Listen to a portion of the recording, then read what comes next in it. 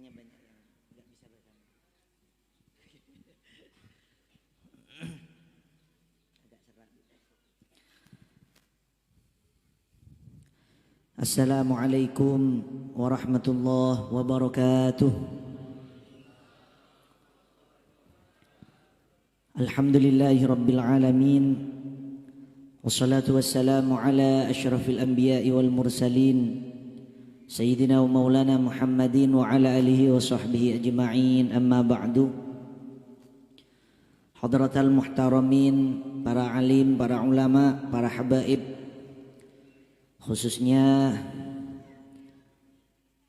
Maulana Al-Habib Fauzi yang sangat saya muliakan, seluruh para kiai yang hadir pada malam hari ini, mohon maaf saya tidak bisa menyebut namanya satu persatu. Para asatid, para ustadzat, para tokoh agama, para tokoh masyarakat yang hadir pada malam hari ini, mohon maaf saya tidak bisa menyebut namanya satu persatu, namun tidak mengurangi rasa hormat saya kepada para beliau-beliau yang sangat saya hormati dan sangat saya ta'zimi. Tidak ketinggalan seluruh para alumni, para simpatisan Pondok Pesantren Nurul Ulum Takrini Timur yang hadir pada malam hari ini, khususnya yang cabang Plehari yang sangat saya muliakan, tuan rumah sekeluarga juga sangat saya muliakan, hadirin hadirat mustami'in mustami'at rahimakumullah. Alhamdulillah, mari kita bersama memanjatkan puja dan puji syukur kita kepada hadirat Allah Subhanahu wa taala, karena pada malam hari ini kita semua bisa berkumpul bertatap muka dalam acara yang insyaallah penuh barakah ini. Amin Allahumma. Salawat serta salam mudah-mudahan tercurah limpahkan keharibaan junjungan Nabi besar kita Muhammad sallallahu alaihi wasallam. Mudah-mudahan kita semua kelak di akhirat diakui sebagai umat beliau, mendapat syafaat dari beliau. Amin ya rabbal alamin. Hadirin hadirat mustami'in mustami'at rahimakumullah. Sebenarnya agak canggung kan ada Maulana Al-Habib ini tapi sudah mohon pamit tadi. Hadirin hadirat mustami'in mustami'at rahimakumullah, memperingati Isra Mi'raj ini memang semestinya kita semua harus mempelajari sejarah-sejarah Nabi Muhammad sallallahu alaihi wasallam. Hadirin hadirat mustami'in mustami'at rahimakumullah, Isra dan Mi'raj ini sebenarnya dua peristiwa. Isra adalah perjalanan Rasulullah Nabi Muhammad dari Masjidil Haram ke Masjidil Aqsa. Mi'raj adalah naiknya Nabi Muhammad dari Masjidil Aqsa terus menembus langit yang 7 dan terus ke atas. Ada yang mengatakan sampai Sidratul Muntaha, ada yang mengatakan sampai di tempat yang mana tidak ada yang tahu apa nama tempat tersebut, saking tingginya tempat tersebut. Hanya Allah dan Rasulullah yang tahu. Bahkan sampai malaikat Jibril pun tidak bisa menemani Rasulullah ketika Rasulullah ini dipanggil oleh Allah di atas tersebut, tidak bisa menemaninya. Bahkan biasa dengan oleh orang-orang Madura biasanya dibaca di bulan Maulid yang biasa diistilahkan dengan fi hubbi. A'la samai sama Muhammad Jibril qala lahu taqaddam Allahumma salli ala ya Rabbi salli alaihi wa sallim. A'la samai sama Muhammad. Ini agak serak ya, mohon maaf. A'la samai sama Muhammad, langit yang paling tinggi, tempat yang paling tinggi adalah langit di mana Nabi Muhammad Mi'raj di tempat tersebut. Sampai malaikat Jibril berkata kepada Nabi Muhammad, Jibrilu qala lahu taqaddam. Taqaddam ya Muhammad, silahkan sampean terus ke atas, saya gak bisa menemani sampean. Cukup saya sampai di sini saja karena saya gak bisa menembus ke atas. Kalau saya sampai menembus ke atas saya akan terbakar. Saya akan tidak mampu menembus ke atas. Silahkan sampai maju ke atas. Terus maju terus. Akhirnya Rasulullah yang semula bersama dengan malaikat Jibril, tapi setelah sampai ke tempat tersebut Rasulullah tetap ke atas. Malaikat Jibril tidak bisa menemani Nabi Muhammad SAW. Ini menunjukkan bahwa Nabi Muhammad mempunyai keistimewaan yang tidak dimiliki oleh malaikat Jibril. Dan ini menunjukkan bahwa Nabi Muhammad adalah makhluk yang paling mulia, melebihi nabi-nabi yang lain.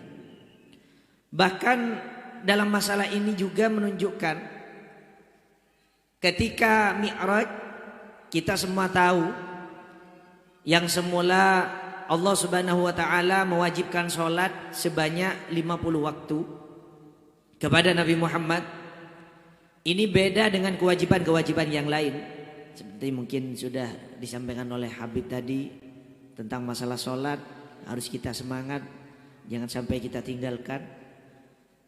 Kalau kewajiban-kewajiban yang lain, Allah Subhanahu wa taala menyampaikan kewajiban tersebut melalui malaikat Jibril.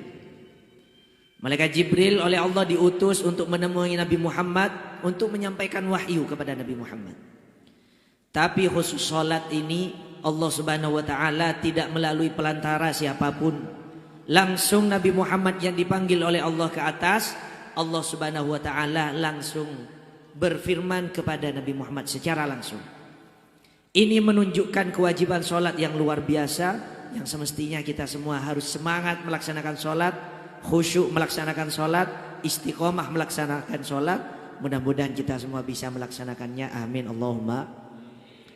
Hadirin hadirat mustami'in mustami'at rahimakumullah. Di antara kewajiban sholat yang tanda-tanda bahwa sholat ini merupakan kewajiban yang luar biasa. Kalau kewajiban-kewajiban yang lain, satu contoh misalnya puasa. Puasa ini dalam jangka waktu 1 tahun hanya 1 bulan, yaitu bulan Ramadan. Zakat fitrah ini dalam 1 tahun hanya 1 kali kewajiban zakat ini. Apalagi haji. Haji ini kewajibannya seumur hidup 1 kali kalau mampu. Tapi sholat hadirin hadirat mustamin mustamiat rahimakumullah, bukan 1 tahun 1 kali, bukan 1 tahun 1 bulan, bukan seumur hidup 1 kali, tapi selama 1 hari 1 malam, sholat itu 5 waktu. Oleh ulama dijelaskan kenapa sholat ini sampai diulang-ulangi sebanyak 5 kali dalam sehari semalam. Ini menunjukkan bahwa kewajiban sholat itu sangat besar. Ini adalah rukun Islam yang luar biasa, yang sangat besar. Ya tapi lebih masih tingkatannya ya di bawah syahadat lah. Cuma ini merupakan rukun sholat, rukun iman Islam ya, rukun Islam yang luar biasa. Makanya kita semua harus semangat melaksanakan sholat ini, karena memang sholat itu adalah kewajiban yang luar biasa. Hadirin hadirat mustami'in mustami'at rahimakumullah. Dengan adanya peristiwa Mi'raj, kita minimal mengetahui ada 2 hal. Ini saya sampaikan di Sungai Danau juga. Ini pernah disampaikan juga oleh Syekh Muhammad bin Ismail Al-Yamani dari Mekah. Ada 2 hal yang perlu kita ingat-ingat, perlu kita peringati dalam peristiwa Isra Mi'raj ini. Apa 2 hal tersebut? Yang pertama, kita mengingat betapa cintanya Nabi Muhammad kepada kita semua. Betapa belas kasihannya Nabi Muhammad kepada kita semua. Apa buktinya? Coba bayangkan hadirin hadirat, ketika Allah Subhanahu wa taala memanggil Nabi Muhammad untuk diantaranya menyampaikan masalah kewajiban sholat. Sholat ini pertama kali diwajibkan oleh Allah sebanyak 50 waktu. Tapi Nabi Muhammad setelah turun menerima kewajiban sholat 50 waktu, bertemu dengan Nabi Musa alaihissalam. Oleh Nabi Musa disuruh kembali lagi. Sudah Nabi Muhammad sampean kembali lagi kepada Allah. Mohon keringanan kepada Allah. umat sampean gak mungkin mampu sholat 50 waktu itu gak mungkin mampu, berat. Umat saya saja yang besar-besar berat untuk melaksanakan 50 waktu. Udah kembali lagi. Akhirnya Nabi Muhammad kembali kepada Allah, minta keringanan. Oleh Allah diterima permohonan Nabi Muhammad, akhirnya 50 dikurangi 5, tinggal berapa? 45. Turun lagi Nabi Muhammad bertemu dengan Nabi Musa lagi, oleh Nabi Musa masih disuruh kembali lagi. Minta keringanan lagi, akhirnya kembali lagi 45 tinggal 40. Kembali lagi 35, kembali lagi 30, tinggal 25, tinggal 20, 15, tinggal 10, akhirnya tinggal 5 waktu. Setelah kewajiban itu 5 waktu, Nabi Muhammad turun lagi ke bawah, bertemu dengan Nabi Musa. Oleh Nabi Musa masih disuruh kembali lagi.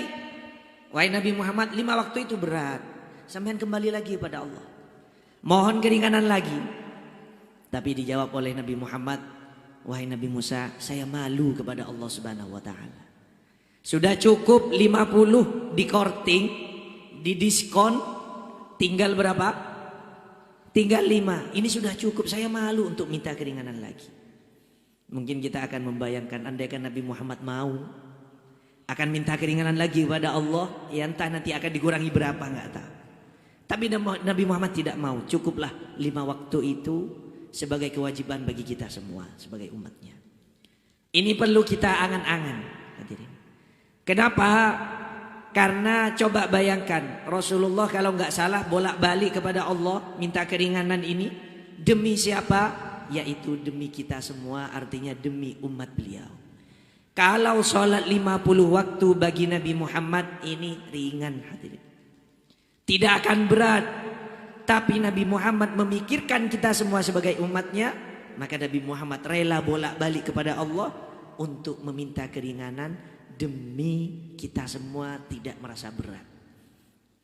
Maka hadirin, coba bayangkan, ini betapa agung dan betapa besar kasih sayang Nabi Muhammad kepada kita semua. Ini hal yang pertama. Hal yang luar biasa juga dari peristiwa Isra Mi'raj ini adalah rahmat Allah kepada kita semua, nikmat Allah kepada kita semua, belas kasihan Allah kepada kita semua sebagai manusia, sebagai makhluknya. Apa buktinya? Coba bayangkan, kita oleh Allah Subhanahu wa taala diwajibkan sholat 5 waktu. Tapi oleh Allah Subhanahu wa taala kewajibannya 5 waktu, pahalanya tetap 50 pahala, sama dengan 50 waktu. Karena apa? Satu kebaikan dibalas minimal 10 pahala.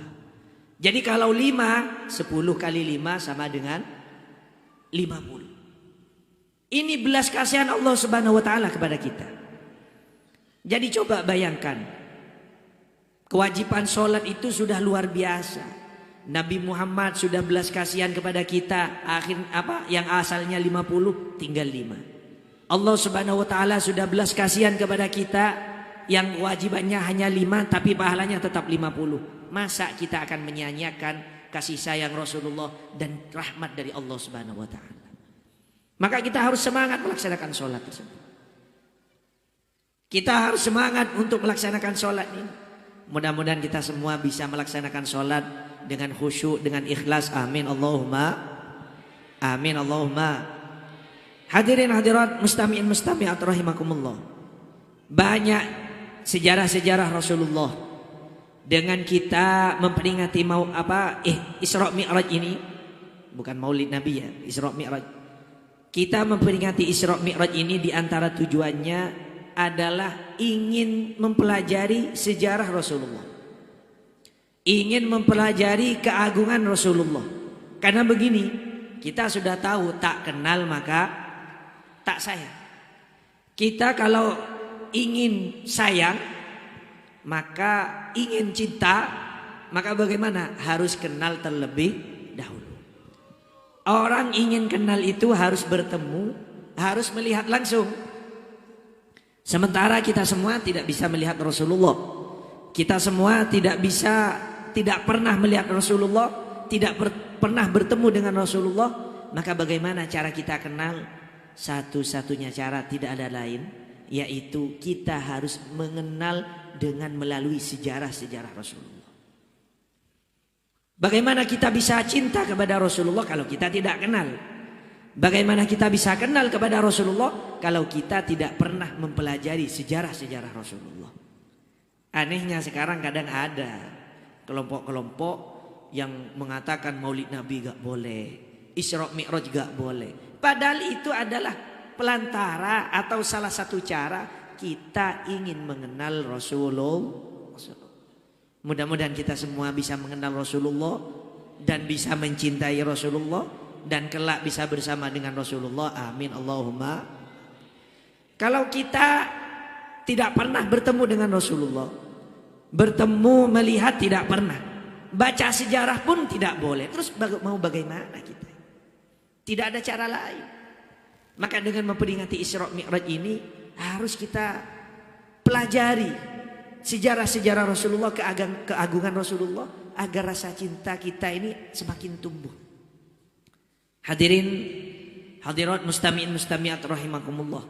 Banyak keagungan Rasulullah ini. Di antaranya hadirin, kita semua sebagai manusia ini kita kan sudah tahu, seperti dalam hadis ya, seperti dalam hadis, paling banyaknya perkara yang bisa menyebabkan kita masuk surga itu dua. Jadi perkara-perkara yang paling banyak bisa menyebabkan kita masuk surga, dua perkara. Apa yang dua? Yang pertama adalah takwa Allah, takwa kepada Allah Subhanahu wa ta'ala. Yang kedua apa? Yang kedua husnul khuluq, akhlak kita harus baik. Jadi kalau kita ingin menjadi orang yang bisa masuk surga, yang pertama harus takwa kepada Allah, yang kedua akhlaknya harus mulia. Artinya apa? Kalau kita ingin menjadi orang yang mulia di dunia, lebih-lebih di akhirat, maka akhlak kita harus akhlak yang baik. Tapi kalau Rasulullah beda. Kalau kita bisa mulia gara-gara akhlak kita baik, baru kita menjadi mulia. Kalau Rasulullah tidak. Rasulullah mulia bukan karena akhlaknya, tapi Rasulullah beda dengan kita. Rasulullah bersabda, innama bu'ithtu liutammima makarimal akhlak. Saya ini oleh Allah diutus untuk menyempurnakan akhlak. Jadi kalau kita mulia gara-gara akhlak, kalau Rasulullah beda, akhlak menjadi sempurna gara-gara Rasulullah. Jadi bukan Rasulullah mulia gara-gara akhlaknya, tidak. Akhlak itu bisa menjadi sempurna dengan terutusnya Rasulullah. Ini luar biasa. Coba kita bayangkan misalnya ya, kelahiran ya. Kenapa Rasulullah itu dilahirkan di hari Senin? Kenapa Rasulullah dilahirkan di bulan Maulid? Kok bukan dilahirkan di hari Jumat misalnya? Tidak dilahirkan di bulan Rajab misalnya, atau di bulan Sya'ban, atau di bulan Ramadan misalnya, tidak. Tapi di bulan Rabiul Awal. Bagaimana maksudnya?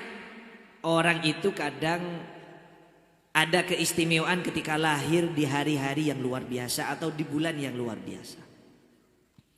Seakan-akan menjadi kemuliaan kalau lahir di hari yang mulia, kalau lahir di bulan yang mulia. Tapi Rasulullah tidak. Rasulullah itu bukan mulia gara-gara hari lahirnya, tidak. Rasulullah itu tidak mulia gara-gara bulan lahirnya, tidak. Tapi hari kelahiran Rasulullah yang asalnya hari biasa, gara-gara Rasulullah dilahirkan di hari itu, hari tersebut menjadi luar biasa. Hari Senin itu bukan hari yang mulia, tidak seperti hari Jumat. Tapi gara-gara Rasulullah dilahirkan di hari Senin, maka hari Senin menjadi mulia, sampai-sampai kita disunnahkan berpuasa hari Senin. Begitu juga bulan Maulid. Bulan Maulid itu bukan bulan yang mulia, bukan Ashhurul Hurum, bukan bulan yang mulia. Tapi gara-gara Rasulullah lahir di bulan Maulid, maka bulan Maulid menjadi bulan yang mulia. Jadi Rasulullah ini bukan mulia gara-gara hari kelahirannya, tidak mulia gara-gara bulan kelahirannya, tidak. Hari kelahiran Rasulullah, bulan kelahiran Rasulullah mulia gara-gara Rasulullah. Bahkan hadirin, di antara yang saya kaget, ya, mungkin saya sering menyampaikan juga.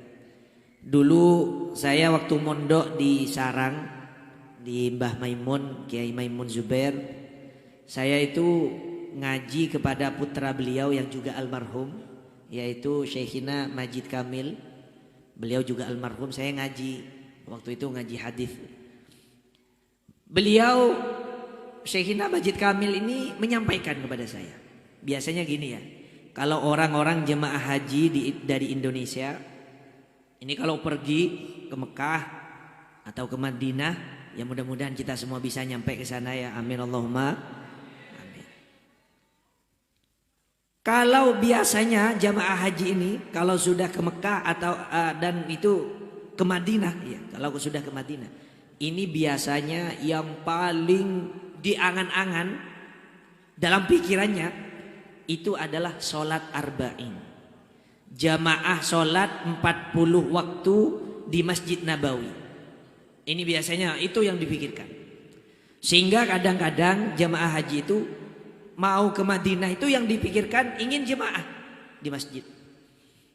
Yang paling menjadi pokok utama adalah ingin jemaah di masjid 40 waktu. Tapi kata Syekhina Majid Kamil ini, beliau dawuh kepada waktu mengajar, dawuh, alhamdulillah saya belum pernah melakukan 40 itu, arba'in itu. Loh, saya kaget. Masa jemaah di Masjid Nabawi kok alhamdulillah gak pernah melakukan. Saya asalnya itu saya tanda tanya, kok bisa seperti itu. Beliau akhirnya menjelaskan, begini, orang yang gembar-gembor masalah sholat arba'in, kata beliau, jamaah di Masjid Nabawi, kata beliau, ini adalah orang-orang Wahabi. Agar apa? Agar kita ketika ke Madinah lupa untuk tujuan utamanya ke Madinah.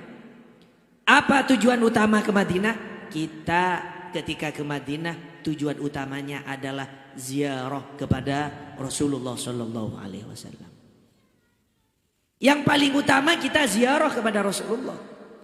Tapi oleh orang-orang Wahabi, agar tidak memikirkan ziarah kepada Rasulullah, digembar-gemborkan masalah jamaah di masjid.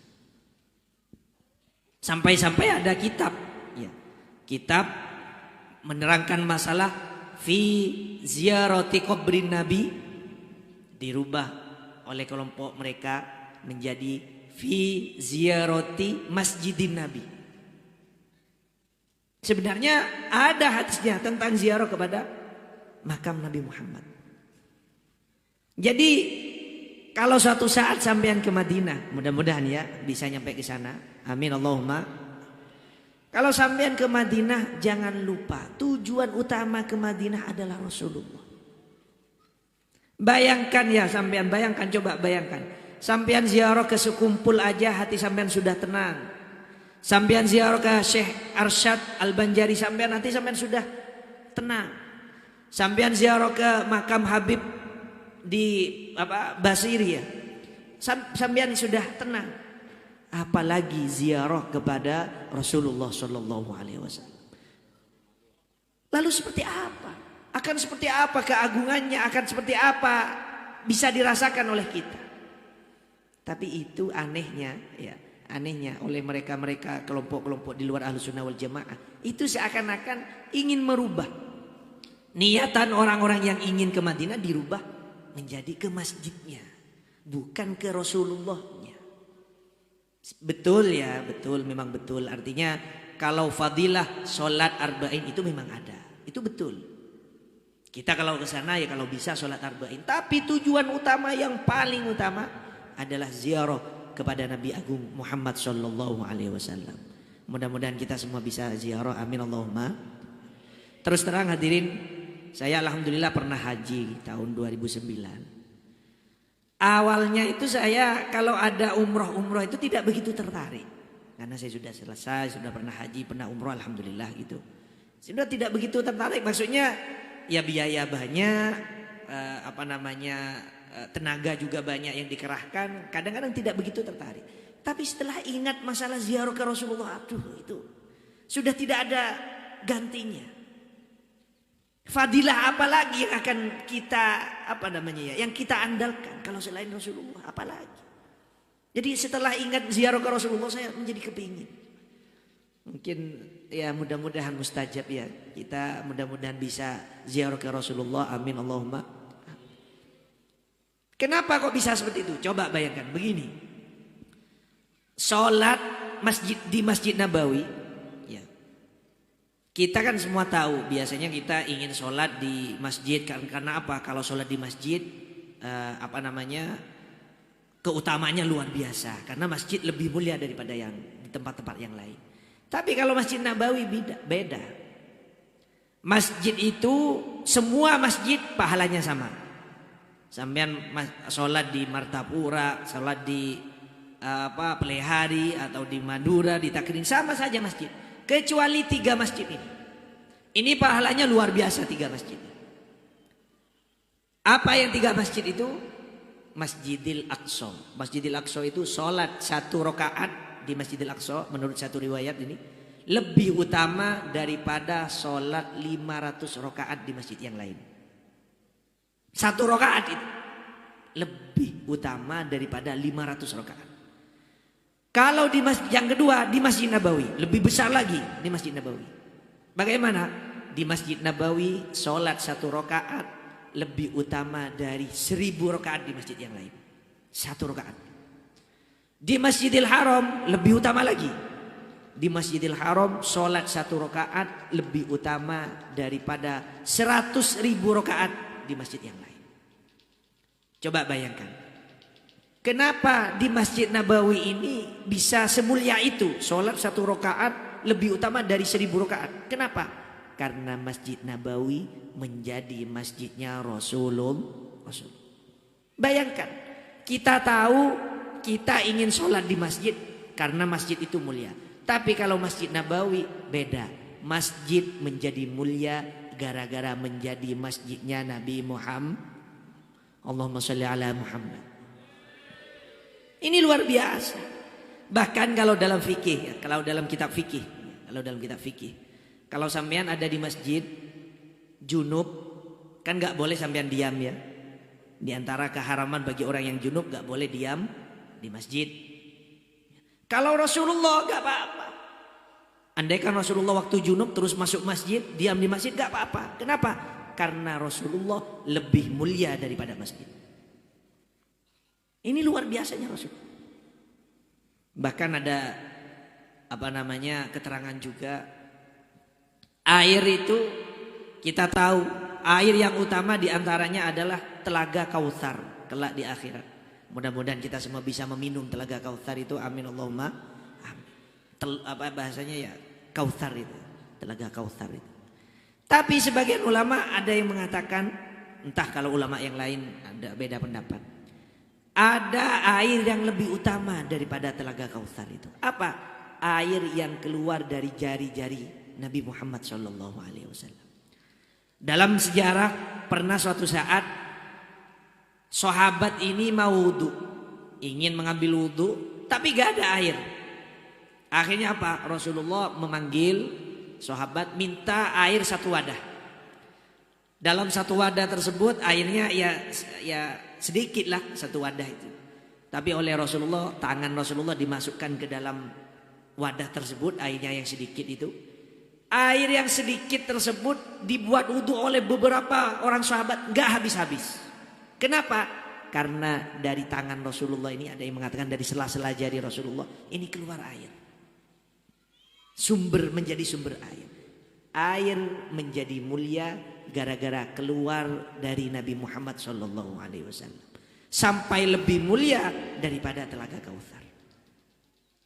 Bahkan sebagian ulama juga ada yang mengatakan, ada biasanya ya, kalau di akhirat itu lebih utama daripada dunia.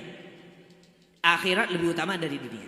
Tapi ada di dunia ini yang lebih utama daripada akhirat. Ada di bumi ini lebih utama daripada di surga. Apa? Ini menurut sebagian ulama, tanah yang di situ ada jasad Rasulullah, ada badan Rasulullah, maka tanah tersebut yang ditempati badan Rasulullah yang ada di Madinah itu lebih utama daripada kebun surga. Allahumma sholli ala Muhammad. Tanah semestinya biasa, tidak mulia, tapi gara-gara menjadi tempat jasadnya Rasulullah menjadi lebih mulia daripada kebun di surga. Ini luar biasa, Rasul. Kita aja yang masih belum bisa menunjukkan rasa cinta yang sepenuhnya, belum bisa.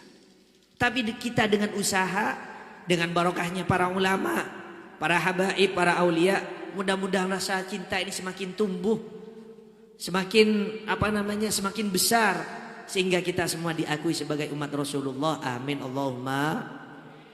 Hadirin hadirat mustami'in mustami'at rahimakumullah. Kalau sudah diakui sebagai umat Rasulullah, pasti masuk surga. Siapapun yang diakui umat Rasulullah kelak di akhirat pasti sudah masuk surga. Cuma pertanyaan bagi kita, apa iya kita ini diakui sebagai umat Muhammad? Ini enggak ada jaminan. Maka kita perlu berusaha, perlu menunjukkan rasa cinta kita kepada Rasulullah. Agar apa? Agar kita semua diakui sebagai umat Rasulullah. Kalau kita sudah diakui sebagai umat Rasulullah, maka pasti masuk surga. Kenapa? Karena Allah Subhanahu wa taala berfirman dalam Al-Qur'an, "Wala saufa yu'tika rabbuka fatardha." Wahai Rasulullah, wahai Nabi Muhammad, saya kelak di akhirat, kata Allah, saya kelak di akhirat akan memberikan pahala yang besar kepada kamu. Kamu akan saya berikan pahala yang sangat besar, maka kamu akan rela, akan senang dengan pahala tersebut. Jawabannya Rasulullah, "Idzan la arda wa ahadun min ummati finnar." Kalau seperti itu, ya Allah, saya tidak akan rela, saya tidak akan senang, saya tidak akan bahagia walaupun dikasih pahala kalau masih ada satu orang saja dari umat saya yang masuk neraka. Artinya apa?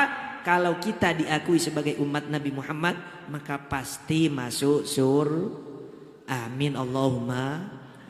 Tapi yang tidak ada jaminan itu, apakah kita diakui sebagai umat Muhammad? Itu perlu usaha. Maka kita dengan mengadakan peringatan Isra Mi'raj, peringatan Maulid Nabi, ini bentuk usaha kita menunjukkan rasa cinta kita kepada Rasulullah agar kita diakui sebagai umat Rasulullah. Hadirin hadirat mustami'in mustami'at rahimakumullah. Dengan adanya peringatan Isra Mi'raj ini, kita sedikit banyak mempelajari sejarah-sejarah Nabi Muhammad. Bahkan banyak ya yang perlu kita pelajari sebenarnya dari dari Isra Mi'raj ini. Di antara yang saya sampaikan di Sungai Danau juga akan saya sampaikan di sini juga. Tadi malam juga saya sampaikan karena ini masalah penting, ya. Masalah penting yaitu urusan akidah. Bagaimana? Di dalam Aqidatul Awam biasa kita baca wa qabla hijratin nabi wa qabla hijratin nabiyil isra min Makkah lailal liqud wa ba'da isra'in uru jullis sama hatta ra'an nabiyyu rabban kallama min ghairi kaifin wa hisarin waftarat alaihi khamsan ba'da sinafar. Ini biasa kita baca. Bagaimana? Bahwa Rasulullah sebelum hijrah ke Madinah. Karena Rasulullah itu hijrah ke Madinah ketika Rasulullah berumur 53 tahun. 53 tahun. Jadi 13 tahun Rasulullah diutus baru hijrah ke Madinah. Sementara Rasulullah Isra Mi'raj itu umur 51 tahun. Jadi di tahun 11 dari Rasulullah diutus, ya 11 dari Rasulullah diutus, ini baru peristiwa Isra Mi'raj. Ketika Isra Mi'raj bagaimana? Wa ba'da Isra'in urujun lisama hatta ra'an nabiyyu rabban kallama. Rasulullah dipanggil oleh Allah Subhanahu wa taala ke atas. Ini urusan akidah ya. Rasulullah dipanggil oleh Allah taala ke atas Allah Subhanahu wa taala langsung menyampaikan kepada Nabi Muhammad tentang kewajiban sholat? Ini pertanyaan yang pertama. Apakah Rasulullah melihat Allah? Jawabannya iya melihat. Karena di dalam Aqidatul Awam kan seperti itu ya. Wa ba'da Isra'in urujul lisama hatta ra'an nabiyyu rabban. Sampai-sampai Nabi Muhammad melihat Allah. Ini kalau ada pertanyaan, apakah Nabi Muhammad melihat Allah? Jawabannya iya, melihat Allah. Yang kedua, apakah Nabi Muhammad berkomunikasi langsung dengan Allah? Jawabannya iya. Hatta ra'an nabiyyu rabban kallama. Kallama ini artinya berkomunikasi dengan Allah. Sampai-sampai 50 waktu menjadi 5 waktu. Ini kan komunikasi dari Allah dan Rasulullah. Ini 2 pertanyaan, jangan sampai salah. Akidah Ahlussunnah wal Jamaah yang biasa kita ikuti, ketika Mi'raj Rasulullah melihat Allah, Rasulullah juga berkomunikasi dengan Allah Subhanahu wa ta'ala. Tapi pertanyaan selanjutnya ini yang jangan sampai salah. Bagaimana cara melihat Allah? Bagaimana cara berkomunikasi dengan Allah? Maka jawab wallahu a'lam bishawab. Karena dalam Aqidatul Awamnya dituliskan min ghairi kaifin wan hisorin. Dengan tanpa cara seperti apa tidak ada. Tidak perlu kita bayangkan. Apa yang harus kita imani, harus kita imani. Apa yang tidak boleh kita pikirkan, jangan difikirkan. Tinggal jawab wallahu a'lam bishawab. Jadi kalau masalah melihat Allah, Rasulullah melihat. Berkomunikasi dengan Allah, Rasulullah juga berkomunikasi. Bagaimana cara melihat dan bagaimana cara berkomunikasi? Jawab wallahu a'lam bishawab. Tidak boleh kita bayangkan. Kalau kita sampai membayangkan, naudzubillah, khawatir terjadi murtad nanti. Mudah-mudahan dilindungi oleh Allah Subhanahu wa taala. Amin Allahumma. Pertanyaan selanjutnya yang urusan akidah. Ini yang selalu saya sampaikan. Yang masalah akidah. Ketika Mi'raj, Allah Subhanahu wa taala mewajibkan sholat kepada Nabi Muhammad. Pertanyaannya, Nabi Muhammad menerima kewajiban sholat, itu Nabi Muhammad posisinya ada di mana? Jawabannya ada di atas. Ada di di atas. Tapi pertanyaan selanjutnya yang jangan sampai salah.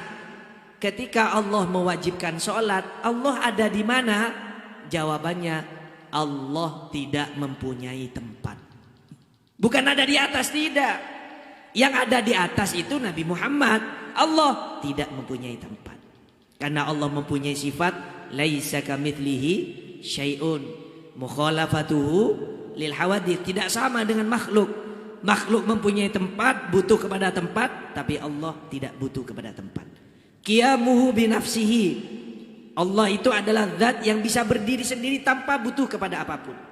Kalau makhluk butuh kepada waktu, butuh kepada tempat, tapi Allah Subhanahu wa taala tidak butuh apa-apa. Maka ketika ditanyakan, Allah Subhanahu wa taala mewajibkan sholat kepada Rasulullah, Allah ada di mana? Jawabannya, Allah tidak mempunyai tempat. Maka sampean jangan terpengaruh dengan kata-kata. Apa kata yang di atas? Bukan Allah taala ada di atas, tidak. Tapi maksudnya apa kata yang di atas? Artinya Allah Ta'ala itu mulia, agung. Sama dengan sampean ketika takbir, Allahu Akbar, Allah Maha Besar. Besar kayak apa ya? Oh, bukan besar yang seperti itu. Tapi yang dimaksudkan adalah Allah Maha Agung, Maha Mulia. Itu jangan sampai salah. Ini urusan akidah. Maka kita dalam urusan akidah, kita tetap mengikuti Ahlus Sunnah wal Jamaah. Hadirin hadirat, mustami'in mustami'at rahimakumullah. Hadirin, bahkan di Sungai Danau juga saya sampaikan. Bahkan semua kemuliaan yang ada di muka bumi ini semua gara-gara bersambung kepada Nabi Muhammad. Contoh hadirin yang saya sampaikan juga, ini ada banyak banser ya. Saya juga alhamdulillah pengurus NU juga di Kecamatan Kokop, saya menjadi khatib syuriah. Kadang-kadang ada orang memfitnah kalau orang NU anti habaib katanya. Maka saya akan menjawab, Mohon maaf ya, kalau orang NU itu bukan hanya menghormati habaib, tapi insya Allah bisa menjelaskan betapa agung habaib itu. Bukan hanya bisa menghormati, tapi bisa menjelaskan kenapa kok bisa agung para habaib. Makanya ada 3 kelompok ini yang sering saya sampaikan ya. Ada 3 kelompok di NU itu yang sangat dimuliakan. Kenapa dimuliakan? Karena ada sambungan dengan Nabi Muhammad. Apa 3 kelompok itu? Yang pertama, para habaib. Ini bukan secara urutan ya, tapi yang 3 ini maksudnya saya jelaskan satu persatu. Yang pertama, para habaib. Kenapa para habaib ini mulia? Karena para habaib ini meneruskan Nabi Muhammad dari sisi apa? Dari sisi nasabnya. Jadi para habaib ini mulia karena ada sambungan dengan Nabi Muhammad. Kita harus memuliakan para habaib. Karena apa? Nasabnya bersambung dengan Nabi Muhammad Sallallahu Alaihi Wasallam. Makanya kadang sekarang ada yang mengatakan seperti ini. Oh, Habib sekarang itu sudah putus nasabnya, nggak ada yang bersambung dengan Nabi Muhammad. Buktinya apa? Putus sampai Siti Fatimah. Kan Sayyidina Hasan dan Sayyidina Husain itu kan mestinya bin Sayyidina Ali, bukan bin Siti Fatimah. Berarti putus kepada Rasulullah. Ada yang bicara seperti itu. Orang NU bukan hanya bisa menghormati habaib, tapi insya Allah bisa menjelaskan bahwa para habaib yang ada sekarang itu nasabnya tidak putus. Siapa yang bilang bahwa itu tidak putus? Rasulullah sendiri. Kenapa? Rasulullah pernah bersabda, diriwayatkan dalam oleh Imam Tirmidzi. Sayyidina Hasan dan Sayyidina Husain, kata Rasulullah, hadzani ibnaya wa bna ibnati. Kata Rasulullah, Sayyidina Hasan dan Sayyidina Husain anak saya, padahal cucu. Dikatakan Sayyidina Hasan dan Sayyidina Husain ini anak saya. Wa bna ibnati, dan cucu saya dari putri saya. Aneh, Rasulullah ini dalam satu kesempatan mengatakan 2 kata seakan-akan bertentangan. Yang satu katanya Sayyidina Hasan dan Husain ini adalah putra, anak, tapi yang kedua kok dikatakan cucu. Ini kalau orang anti ulama ini gak akan paham, gak akan paham dan gak akan bisa mengartikan hadis ini. Tapi alhamdulillah kita punya ulama Ahlus Sunnah wal Jamaah yang bisa mengartikan ini. Bagaimana pengertian hadis tersebut? Oleh ulama diartikan, hadzani ibnaya ay hukman wa bna ibnati ay hakikotan. Artinya bagaimana? Sayyidina Hasan dan Sayyidina Husain secara hakikat adalah cucu Rasulullah pada hakikatnya. Cucu Rasulullah dari Siti Fatimah pada hakikatnya. Tapi secara hukum Sayyidina Hasan dan Sayyidina Husain adalah sama seperti putra Rasulullah Shallallahu Alaihi Wasallam. Artinya apa? Kalau ke bawah Sayyidina Hasan dan Sayyidina Husain bisa nasabnya ini bersambung harus laki-laki. Jadi harus laki-laki bin siapa baru nasabnya bisa bersambung. Kalau ada perempuan, ya maka perempuannya syarifah, tapi di bawahnya sudah putus karena ada perempuannya, sudah putus. Tapi kalau laki-laki semua sampai Sayyidina Hasan dan Husain ini bersambung nasab tersebut. Lah dari Sayyidina Hasan dan Sayyidina Husain ini apakah ke Sayyidina Ali atau ke Siti Fatimah? Tetap nasabnya bersambung ke Siti Fatimah. Kenapa? Ini adalah khususiyah yang dijelaskan oleh Rasulullah Shallallahu Alaihi Wasallam. Jadi jangan percaya sampean kalau ada yang mengatakan sekarang itu habaib nasabnya sudah putus semua. Putus sampai siapa? Sampai Siti Fatimah. Jangan percaya.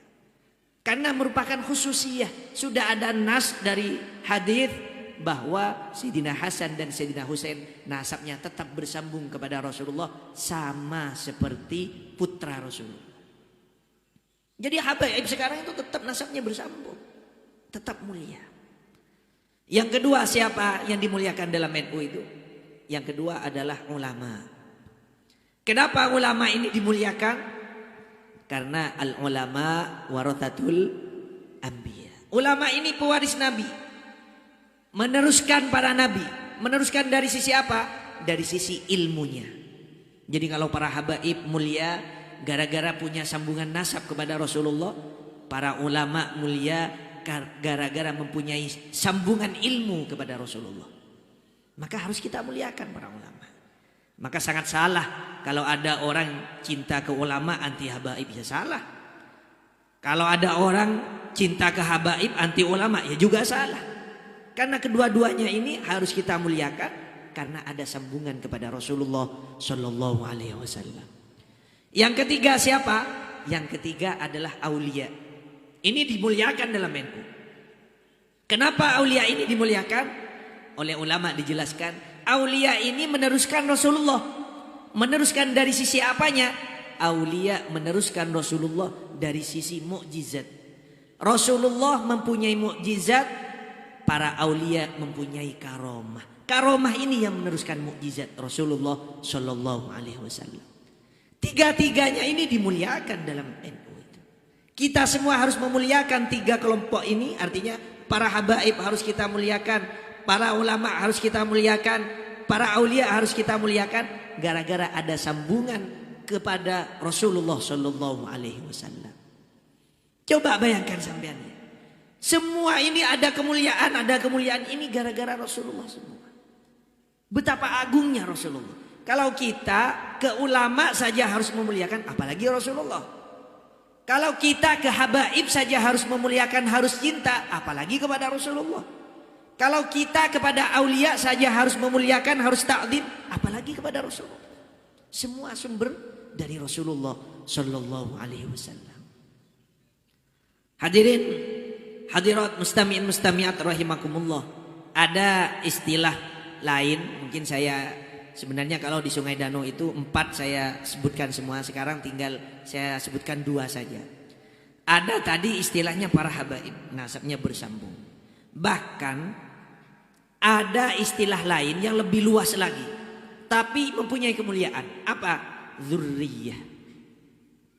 Dzurriyyah Rasulullah itu harus kita muliakan, harus kita muliakan. Siapa dzurriyyah itu? Dzurriyyah itu adalah keturunan Rasulullah, baik nasabnya bersambung atau tidak bersambung. Apakah ada dzurriyyah yang nasabnya tidak bersambung? Ada. Ada dalam kitab itu ada pertanyaan. Andaikan ada seorang perempuan syarifah menikah dengan orang laki-laki yang bukan habib. Ini saya tidak akan membahas boleh atau tidaknya, nggak akan membahas. Silakan yang lain mungkin yang akan membahas. Cuma saya membahas masalah dzurriyyah ini, dzurriyyah. Dalam kitab tersebut ada, saya di HP saya ada, saya simpan. Karena memang sekarang kadang-kadang ilmunya itu ada di HP ya. Kalau HP-nya ngedrop, ilmunya hilang sudah. Harus cari casan dulu, cas ilmu. Ada di HP, ada di HP. Ada pertanyaan, kalau ibunya seorang syarifah, ayahnya orang biasa bukan habib, ketika punya anaknya ini bagaimana ini anaknya? Habib apa bukan? Ini mulia apa tidak? Dijawab oleh ulama itu dalam kitab fikih. Dalam kitab fikih dijawab, anaknya ini bukan habib karena apa? Nasabnya tidak bersambung. Bukan syarif karena nasabnya tidak bersambung. Tapi ini termasuk dzurriyyah. Falahu bihadzal i'tibar syarafun. Karena dzurriyyah masih termasuk keturunan Rasulullah, walaupun nasabnya tidak bersambung, harus kita hormati. Jadi kadang-kadang kalau sekarang ya, kalau orang tidak mempelajari agama secara mendalam, seakan-akan dzurriyyah itu hanya para habaib. Tidak. Dzurriyyah itu keturunan Rasulullah, baik yang habaib atau yang tidak. Apakah boleh syarifah menikah dengan yang bukan habib? Saya tidak akan membahas itu, silakan yang lain. Cuma ini ada pembahasan dalam kitab fikih bahwa ada dzurriyyah yang bukan habib. Di NU itu sama-sama dimuliakan. Dzurriyyah dan Rasulullah ini sama-sama dimuliakan, walaupun tetap lebih mulia habib. Karena kalau habib itu ya dzurriyyah masuk, nasabnya juga bersambung. Tapi kalau yang tadi itu, yang ada pertanyaan itu, yang ibunya syarifah, ayahnya orang biasa, maka ini mempunyai keutamaan. Karena apa? Karena dzurriyyah Rasulullah, tapi nasabnya kan tidak bersambung, jadi masih di bawah habib. Ini jadi kalau orang NU itu, jangankan ulama-ulama NU, saya saja alhamdulillah sudah bisa menjelaskan seperti itu. Kok malah dituduh anti habaib? Padahal habaib itu orang yang sangat mulia, bahkan bisa dijelaskan betapa mulianya habaib itu. Hadirin hadirat mustami'in mustami'at rahimakumullah. Kayaknya perlu saya tambah lagi satu ya. Karena tadi 4, kalau yang di Sungai Danau 4. Saya tambah lagi 3 sajalah. Ada yang luar biasa, istilah itu yang luar biasa. Ini biasanya disampaikan oleh Syekhina Maimun Zubair. Ini luar biasa dan menurut sebagian ulama ini tidak akan habis sampai hari kiamat. Apa? Itratur Rasul. Ada seorang habaib yang alim alamah, baik akhlaknya luar biasa, maka itu sudah istilahnya itrah. Nasabnya bersambung kepada Rasulullah, ilmunya juga bersambung kepada Rasulullah. Ini luar biasa. Itrah ini menurut sebagian ulama, menurut ulama ahli tafsir, menurut ulama ini tidak akan putus sampai hari kiamat. Artinya bagaimana? Pasti ada seorang habaib yang betul-betul yang betul-betul bisa melaksanakan syariat Rasulullah, yang betul-betul harus kita jadikan pedoman. Mulai zaman Rasulullah sampai hari kiamat harus pasti selalu ada. Artinya begini, habaib belum tentu benar, belum tentu baik, tapi habaib yang baik yang betul-betul sesuai dengan Rasulullah pasti ada dari masa ke masa. Contoh misalnya dulu ulama yang terkenal Sayyid, yaitu Sayyid Abdullah Al-Haddad, yang biasa kita baca Rotibul Haddad gitu. Ke belakang lagi ada Sayyid yang terkenal juga, diantaranya adalah pengarang syarah kitab Ihya, yaitu kitab Ithaf Sadah Al-Muttaqin, namanya Sayyid Murtadho Az-Zabidi. Seorang Sayyid bisa ngarang syarahnya Ihya beberapa jilid itu. Luar biasa. Mungkin yang agak akhir-akhir lagi ada Sayyid Abbas. Sayyid Abbas punya putra Sayyid Alawi. Sayyid Alawi punya putra Abuya Sayyid Muhammad. Abuya Sayyid Muhammad punya putra lagi sekarang Sayyid Ahmad. Ini pedoman-pedoman kita semua. Seorang habaib dan alim luar biasa. Maka ini itrah. Istilahnya itu itrah. Ada 2 kemuliaan berkumpul dalam satu manusia. Itrah itu namanya. Itratur Rasul. Ada yang sudah meninggal dunia, Habib Salim Asy-Syatiri, yang sekarang masih ada Habib Muhammad bin Hafid, dan terus ini menurut ulama sampai hari kiamat pasti ada para habaib yang bisa jadikan kita patokan untuk melaksanakan syariat Allah Subhanahu wa ta'ala. Jadi hadirin hadirat mustami'in mustami'at rahimakumullah. Jadi kita ini sebenarnya kalau mempelajari agama secara sempurna, maka bukan hanya bisa takzim kepada ulama, takzim kepada habaib, kepada aulia, tapi juga bisa menjelaskan bahwa para habaib, para ulama, para aulia itu betul-betul mulia. Karena kena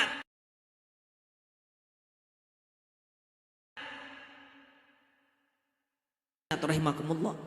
Maka dalam dalam kesempatan seperti pada malam hari ini, alhamdulillah saya merasa bersyukur bisa bertemu dengan para habaib, diantaranya Maulana Al-Habib Fauzi. Ini saya sangat bersyukur.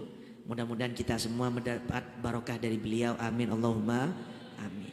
Mudah-mudahan kita semua mendapat barokah dari para ulama, para aulia, para habaib, amin Allahumma amin. Mudah-mudahan kita semua mendapatkan syafaat dari Rasulullah, kelak diakui sebagai umat Rasulullah, dan bisa bersama Rasulullah kelak di akhirat di surga Allah Subhanahu wa taala, amin Allahumma amin. Dan mudah-mudahan kita mendapatkan ridha dari Allah Subhanahu wa taala, amin Allahumma. Hadirin hadirat mustami'in mustami'at rahimakumullah, mungkin itu yang bisa kami sampaikan. Kurang lebihnya mohon maaf apabila ada kata-kata yang menyinggung. Saya minta maaf yang sebesar-besarnya, khususnya kepada Maulana Al-Habib. Tapi kita berdoa, walaupun mungkin sesederhana ini, sesuai dengan apa yang bisa saya sampaikan, tapi kita berdoa mudah-mudahan yang saya sampaikan bisa bermanfaat bagi kita semua, fid dini wad dunya wal akhirah, amin Allahumma amin. Mungkin hanya itu yang bisa saya sampaikan. Nanti doa biar didoakan oleh Habib. Akhiran, assalamualaikum warahmatullahi wabarakatuh.